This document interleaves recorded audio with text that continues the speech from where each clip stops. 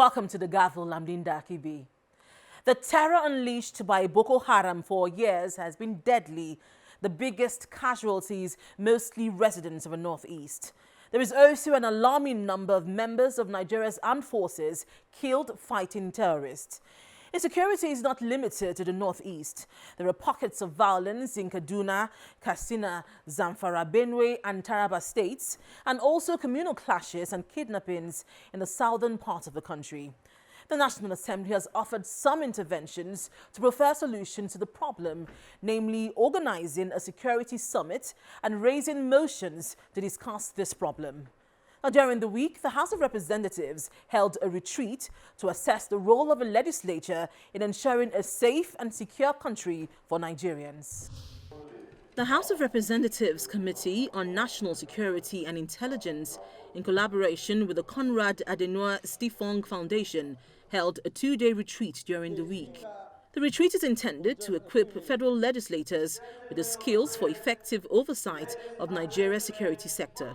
With the persistent security challenges experienced in Nigeria in the last few years, this retreat could not have come at a better time. It is the state's first and foremost duty to create a peaceful environment for its citizens that enables them to form a community with a strong sense of belonging, despite religions, despite ethnicities, and to develop economic activities that result in prosperity. On our part, our committee is currently working on proliferation of small arms and light weapons and terrorism prevention prohibition bills to enhance security of life and property. The Speaker of the House of Representatives noted that internal security challenges experienced in the country threaten the very existence of a Nigerian state because they undermine public faith in government's ability to fulfill its fundamental obligation to protect the lives and property of citizens. He believes that the three arms of government have a shared responsibility to take all necessary actions to meet these challenges head-on. We are at this moment experiencing in many parts of our country significant internal security challenges that have disrupted the lives of many of our citizens and led to a loss of lives and property at a scale that cannot easily be quantified. These internal security challenges threaten the very existence of the Nigerian state because they undermine public faith in the government's ability to fulfill its fundamental obligation to protect the lives and property of citizens. Across the three arms of government, we have a shared responsibility to take all necessary steps to meet these challenges head-on. This is what the people who elected us rightly expect. National security is generally understood to be the preserve of the executive arm of government. As a result, the general public and even the political class often do not know what the legislative role in national security is or ought to be. This knowledge gap presents an ongoing limitation on the policy-making and oversight role of the legislature as it pertains specifically to the challenges we face in the national security sector. The National Assembly will resume plenary on Tuesday, September 29, after a recess which lasted almost 2 months. The National Assembly will be resuming in the middle of a planned nationwide strike by the Nigeria Labour Congress (NLC) over the removal of subsidy and increase in electricity tariff.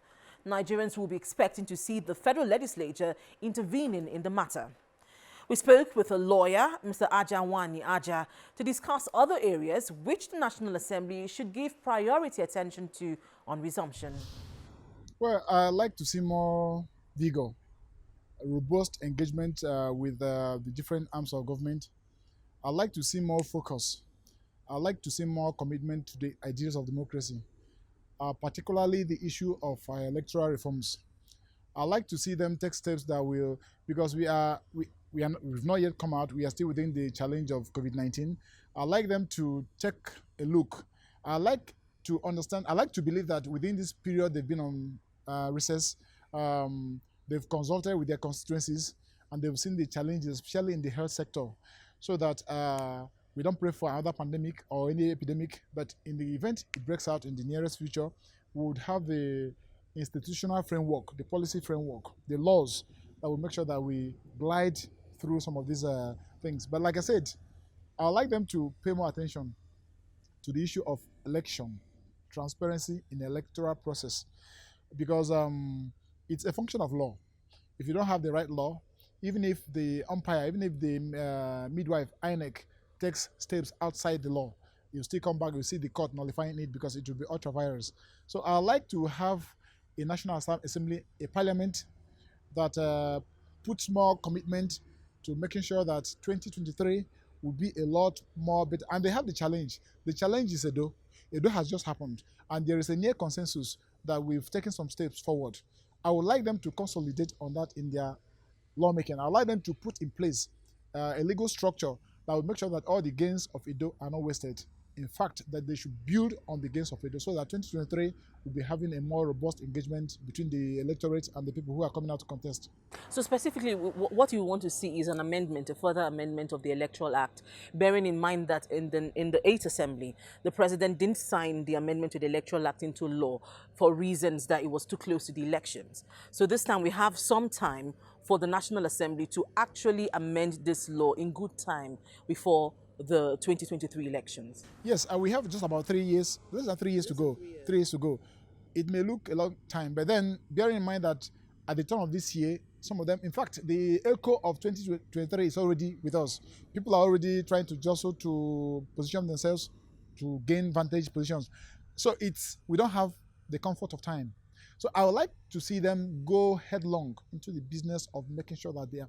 And the basic area I think they should be focusing on is the issue of the card reader.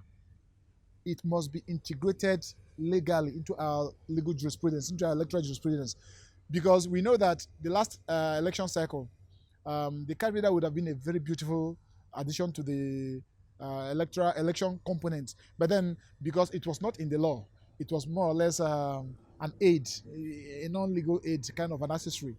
But if electronic voting is the end point, is the end game, but we cannot achieve it in one piece. It will be piecemeal. It will be, we'll take it step by step. And the most critical step right now is to make sure that we have the card reader so that we don't have people voting from the graves. If somebody registered and votes, he should be somebody that the votes can be accounted for. In fact, our votes should count. We know that the political stakeholders still have more mischief in their pockets, but then we try to reduce it as we get on, we reduce it. Do not forget that anytime you have a law, anytime a law is being made, it is an acknowledgement of the excesses of man. Every law tries to check some excess of man by providing some pathway towards achieving an end. And therefore, if they have to look at the Electoral Act, they should be looking at some of these drawbacks we've had in previous elections, especially, and we have Ondo before us. We have Bayelsa that we just concluded. So they should be drawing from the reserve of experience to say, okay, since we have the issue of differences over voting, difference between accredited number and voters, actual voters, how do we sort this out? How do we try to minimize the mischief? Now, I would expect that beyond even when we look at the issues of electronic voting, which many people have said would, sort of sanitize our elections in the country, shouldn't we be moving beyond card readers since we have some time before the general elections in 2023? Electronic voting is a composite of so many things. Now, do we have the infrastructure ready and available? Can we not create the infrastructure between now and 2023? Is it possible? We are looking at power infrastructure. We are looking at IT infrastructure. We are looking at how regular, how consistent is the network system. Some villages, you have to, I know some villages that particular networks, you have to hold your hand high, climb trees, go towards the hill before you can get network. So do we begin to position our voting polling units for the convenience of signals, electronic signals or digital signals? So we have to get some of these things, some of the basics right. The electronic voting that we are looking at is not foolproof. Do not forget that even the United States is still contending with the issue of mail-in vote, whether it has some issues. So in as much as it is the target, but we should do it, it should be incremental. We should do it in such a way that we have threshold, we have benchmarks, so that when we get there, we know that we have crossed all the T's and dotted all the I's, so that we don't rush into it and find out that there are the teething problems. We create more, because if you rush into it, the incidence of abuse, the incidence of manipulation may be very high. So let us make sure that we build the back structure. We build the system that will support it, because the systems that support it are even more important than the voting itself. If we don't have the system, then the voting will be invalid. Okay. Beyond the amendment of the Electoral Act, which you want to see the National Assembly pay attention to on resumption, what other key legislations would you want to see the National Assembly pass as it resumes? The basic one I mentioned, apart from the Electoral Act, is the health sector. There must be a holistic review of the laws that are relevant to the health sector. I'm not an expert in health policy management, so I may not be able to say for sure, but I know that in the course of this COVID-19, managing these COVID-19 outcomes, that a lot of analysts and experts have spoken to the need for us to amend our laws to reflect the new reality on ground. Because it wouldn't make sense for us to have a law that only anticipates malaria issues when we are having more sophisticated issues around the world. The fact that we are living in a globalized village means that the outbreak of any virus in any part of the world poses a danger to the rest of the world. After all, this only started in Wuhan in China, and within weeks, it's all over the world. So we should have our Quarantine Act also needs to be tinkered with. Remember that states only had to make quarantine laws because of this. Now, they should be looking at they should be having long projections to say, okay, if there is an outbreak in the future, God forbid, even though we cannot rule that out, what is the place of the states in relation to any national attempt or effort to contain, combat, and manage the pandemic? As it is now, I'm not sure that in the management of COVID-19 that we have specific roles that we've assigned to states. I'm not sure. Each state has its own plethora of laws, its own protocols, its own formalities and guidelines. It doesn't make for smooth management, for smooth combating of the disease. So I think it is time for, if it's going to be a national issue, to make a law that binds all states, an act of the National Assembly, or if the states on their own will take the initiative and then make laws that on its own protect its citizens, because at the end of the day, it is the life of the citizen of the nation. You break it down, life of the citizen of Akwa Ibom State, Anambra State, Katsina State, that is at stake. The National Assembly has started another phase of amending the 1999 Constitution. How far-reaching do you think that this amendment will be this time? And what are your thoughts on some of the areas up for amendment, devolution of powers, gender rights, What are your thoughts on this? Well, I'm not sure there is anything about anything in the National Assembly that supports gender discrimination, because it is expressly forbidden that you don't discriminate against the citizen on the basis of gender. And that is why you find out that the Supreme Court has stamped it on so many occasions that inheritance, the issue of inheritance, you cannot say a woman cannot inherit from the late father's property. But then the issue of amending the Constitution, I think the approach this time is lukewarm. Not many people even know. The previous assembly, the public hearing, the notices, as in people knew that something was happening in respect of amending the Constitution. But this time around, to be frank, I cannot remember the last time that there was even talk. I am a lawyer. I cannot remember the last time I heard about the Constitution being amended, even though once in a while you come across it on the pages of paper or in news bars. But then there is no concerted effort to get the people involved. The major problem that this Constitution has is the issue of legitimacy. We are saying that it was a contraption put together by the military and just handed over to us. And therefore, for us to be involved in making a law that is the ground norm, the mother law of the nation, the citizens have to be involved one way or the other. I am saying that the sensitization as to the process is not okay. It's not okay by me. But if you ask me what I think should be the focus now, I think the issue of devolution of power. In the wake of the COVID-19 pandemic in Nigeria, governors from some northern states banned the almajiri system of education. The almajiri system has long been a subject of debate in the country, with many raising concerns over the welfare of the children who are mainly left to their own devices without protection and vulnerable to abuse. We had an interview with a federal lawmaker, Senator Aliyu Abdullahi, to discuss the almajiri system of education and its implications for the welfare and safety of children. It's something that has evolved, and it has gone through different phases as society advances. But basically, the entire thing about the almajiri issue is based on what they call the Sangaya system of Islamic education, which is basically children going before a learned person, an ulama, a malam, or a sheikh, depending on how you go, but somebody who is knowledgeable in Islamic, religion, and they go through the process of learning the Quran. And the encouragement here is at an early stage. And I think the reason why you see children as the classical, phase of the almajiri system has to do with a saying of the Prophet, which is true in all ramifications, whether it is the Islamic education or whatever, that when you ingrain knowledge on the head of a child who is growing up, it's like writing on a stone. If you allow him to become an adult, it's like writing on water. And you know when you write on water, one wave will just sweep it away. So I think this is the reason why most parents try to encourage their children to go to school. Now, you see, in the early formative days of our country, most of the society were not having very knowledgeable people right there in the community.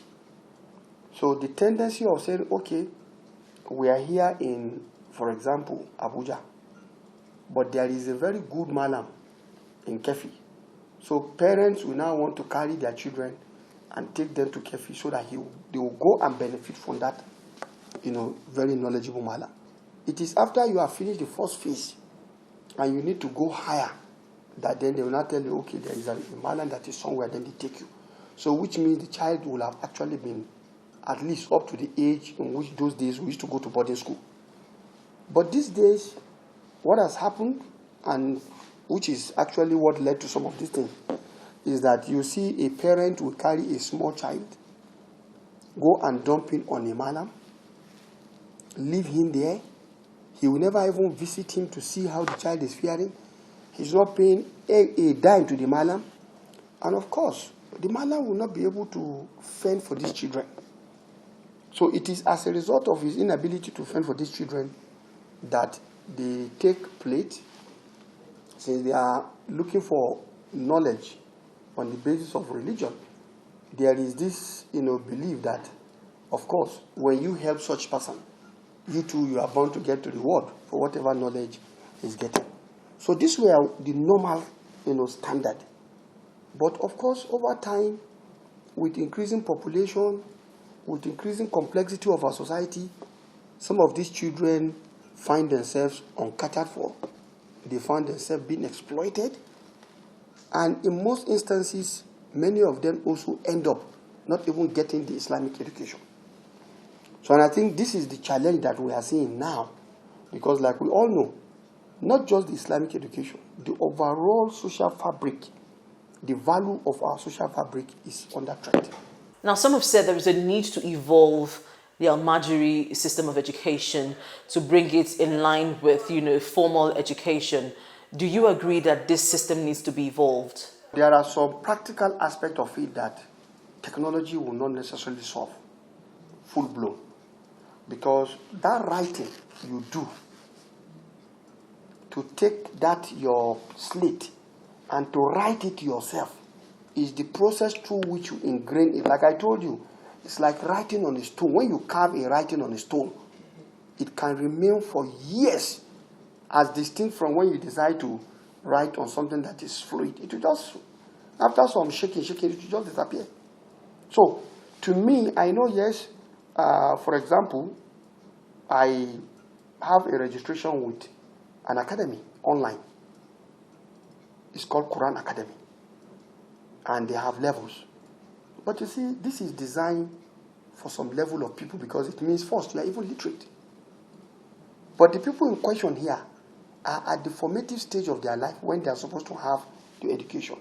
So I think the evolution should be that today There should be conscious effort among the northern states and any other state that has interest to ensure that we have integrated in our Western educational system the capacity of our children to have this Islamic education. It is time for our governors and our various states to sit down and look at what is peculiar to us. Because I believe today, everywhere, every village and town, there is a primary school. So, there is no harm in integrating this Islamic education we're talking about in such a manner that the total educational system that you are providing to a child is part and parcel of what the government is also looking at. And I think if that is happening and the scholars are having, a stake, there's no harm in it because they are also contributing. Because by virtue of what they are doing, if a child becomes very good, you understand the religion, it's not possible for that child to become corrupt. It's not possible for that child to become a miscreant in society, a criminal. So they are also contributing in the molding of the character of our children as they are growing. So they have a social service they are providing. And I think that can serve as a basis of government wanting to bring them on board so that they can be supported to do this thing better and keep these children to the benefit of the two systems. And like I told you, in Sokoto State, for example, I knew there was such, a system. But whether it's been allowed to continue, evolve, and expand is another thing entirely. Now, do you agree with, what some northern governors are doing as regards the almajiri, the banning of almajiri children, and then like what we saw in the heat of the COVID-19 pandemic, when some governors, kept these children, sent these children out of the states? Well, to me, it's a dilemma in the sense that, and it's a turning point. A turning point in the sense that for the first time, the state governors have admitted that there is this problem and it requires solution. And I think it took the coming of COVID-19 for this reality to cut down on them. Because in the first instance, if the right things are being done, people may not even be encouraged to want to move out of their state. So I think to me, that is one perspective we need to look at. Now, the other aspect is that it's unfortunate. Unfortunate in the sense that with the coming of COVID-19, like I told you, the livelihood system of the almajiri system as it is that these children will go out to go and fend for themselves. With lockdown, low economic activity, where are they going to get food? So, if you look at it from that perspective, then you will give it to the state governors that they were right in saying, look, you all know where you came from. Since there is a lockdown, I think it's better you just go back home. That is the way I look at it. But how it was done, whether it was properly done, and after they've taken them back home, what happens to them is entirely a different cup of tea. We have a problem at hand. And I think it will be well if all stakeholders can come together and find a common front to tackle this matter. Now, this is where we draw the curtains on this week's edition of The Gavel. If you have any views on any of the issues discussed, please email us on thegavel@channelstv.com. Thank you for staying with us and see you again next week.